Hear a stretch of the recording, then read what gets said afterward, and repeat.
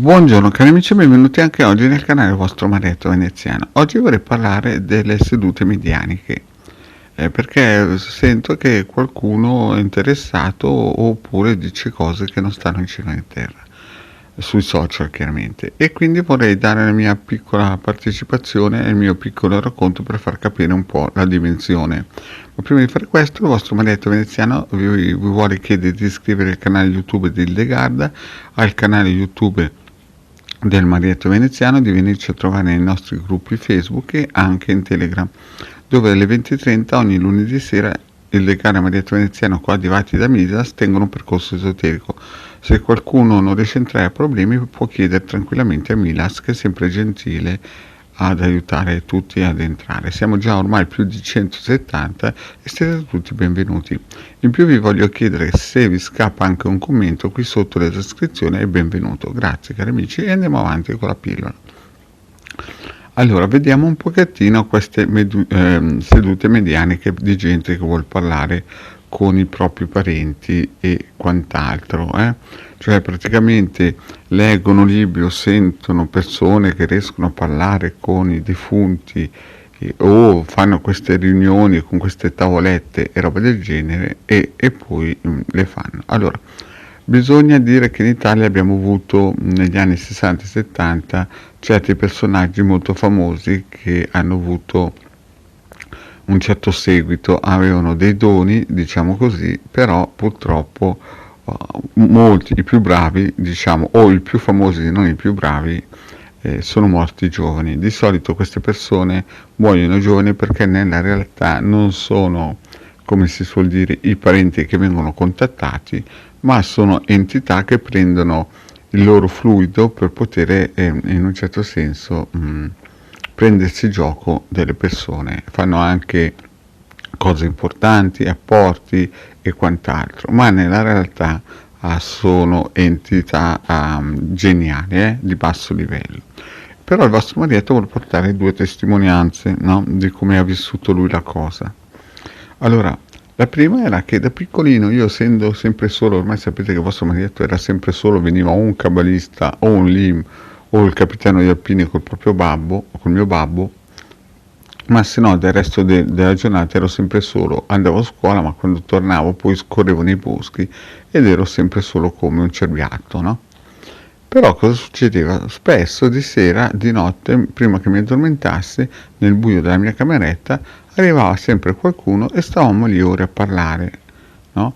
Parlavamo del più del meno, però io non come si suol dire, non avevo interesse a, a vederli per il semplice fatto che non avevo questa curiosità.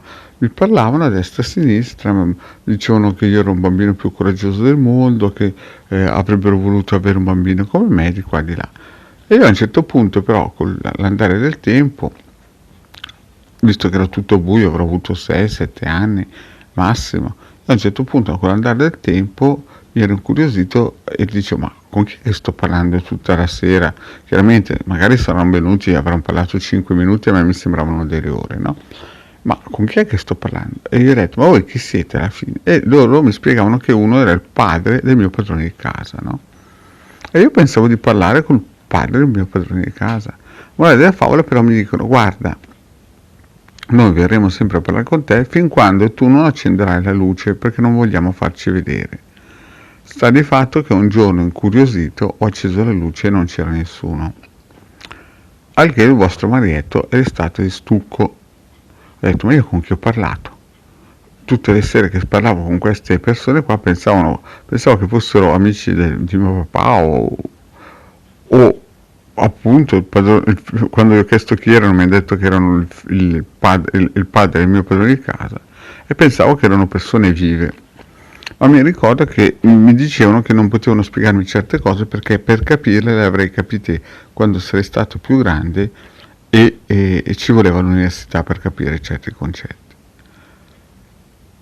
E io infatti pensavo che queste persone fossero vive. Passa il tempo e verso i 15 anni mi sono reso conto, e questo me ne sono reso conto dopo, no?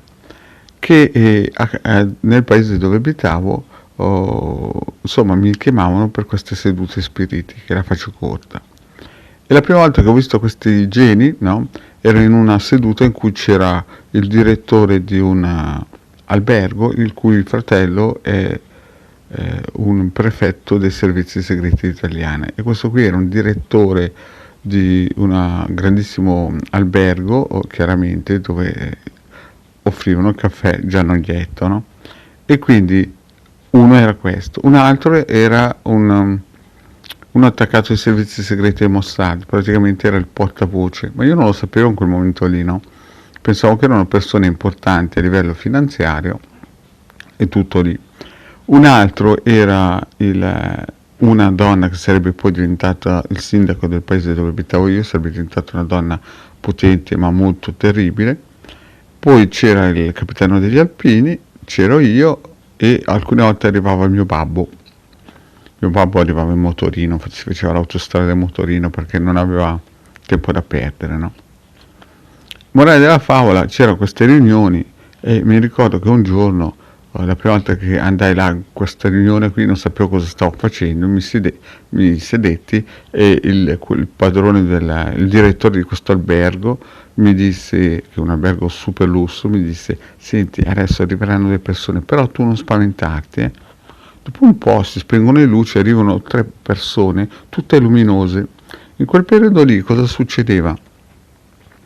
Succedeva che c'erano i Rockets, alla mia età, ero piccolino, a 15 anni, c'erano i Rockets, che era un gruppo musicale di quelli che si mettevano una sostanza tutta luminosa sul corpo e sembravano luminosi. Quando io ho visto arrivare questi 3 personaggi, ho pensato che era il gruppo musicale dei Rockets. Allora, col fare del tipo che sa le cose, mi volto verso questo direttore di questo albergo e gli chiedo: ma questi qui cosa sono i Rockets? Questo non sapeva cosa fossero i Rockets, si volta verso il portavoce del Mossad e questo qua gli dice: sì, sono i Rockets. E allora questo qui hanno incominciato a parlare del mio babbo, di me, insomma hanno parlato di queste cose qua, morale della favola, hanno parlato tutto il tempo e spiegavano un po' il futuro a queste persone, no? E io ero lì bello tranquillo, non spaventato. Morale della favola, noi finisce tutto questo ambaraban, questo carnevale, questi qui rassicurano questa donna che sarebbe diventata una donna importante nel futuro, sarebbe diventata insomma un pezzo 90. Io ho 15 anni e alla fine finisce lì la cosa.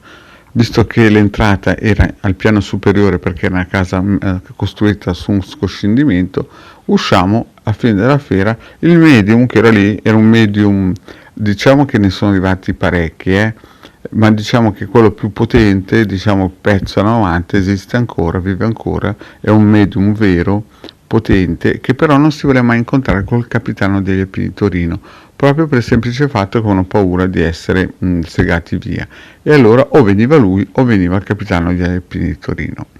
E cosa succedeva? Succedeva che quel giorno lì lui era fuori con sua figlia, mi ricordo che era venuta anche sua figlia in questa riunione, e morale della favola, usciamo, si presenta, mi dice come si chiama.